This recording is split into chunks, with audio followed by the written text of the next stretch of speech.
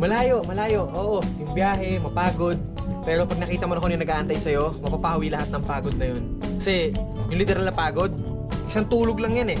Kinabukasan, full charge ka na ulit eh, di ba? Pero yung pagkakataon na makakita o magkaroon ka ng bagong oportunidad para pasahin yung sarili mo, yung pamilya mo, hindi mo na bababalik yun pag pinalampas mo. Kasi di ba, walang may alam kung bukas nandito pa ba tayo. Kaya hanggat gumigising ka pa, sulitin mo lahat ng gising na yun. Dahil darating ang araw na hindi mo na magagawa yun. Nasa sayo eh, kung ano pipiliin mo, uubusin mo yung lakas mo sa kakatunganga sa bahay o uubusin mo yung lakas mo sa mga makabuluhang bagay. Huwag ka mag-alala kasi kahit saan dyan, may mararating ka.